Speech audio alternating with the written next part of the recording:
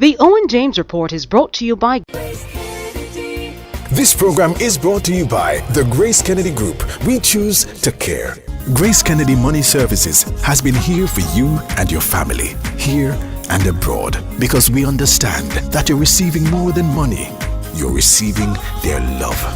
Grace Kennedy Financial Group has been here for you because we know it's more than just investments, insurance, or banking.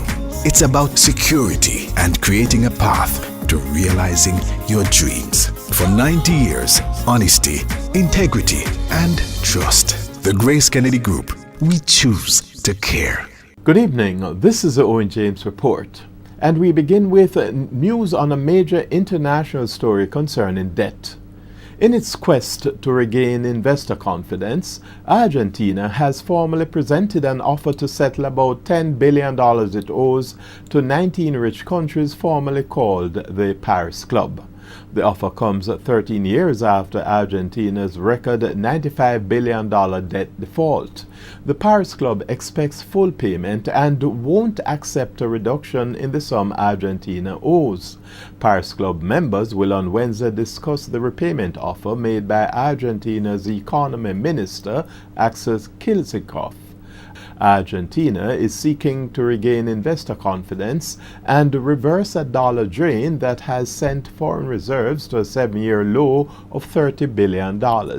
Argentina is also seeking to restore the International Monetary Fund's confidence in the country's economic data and reaching an agreement with bond holders, including billionaire Paul Singer, who owns defaulted debt. Losses by heavily capped companies Lime and Scotia Group mainly triggered declines in the Jamaican stock market indices today.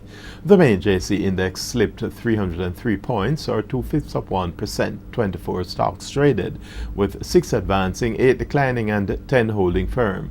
Scotia Group, Lime and CPJ dominated trading, accounting for 77% of business. Winners included Caribbean Cement up 8.5%.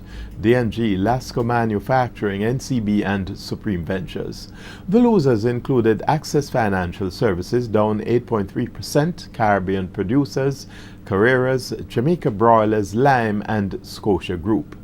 On the foreign exchange market, the benchmark American dollar strengthened by 2 Jamaican cents, closing at an average selling rate of $106.89. However, both the Canadian dollar and the British pound weakened against the local currency.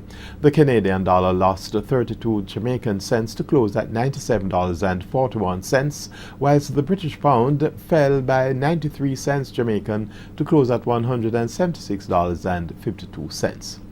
Now finally, in Caribbean business news, 8 years after Digicel broke the monopoly in Trinidad and Tobago's telecommunications sector, the regulatory body, the Trinidad and Tobago Telecommunications Authority, is expanding the sector.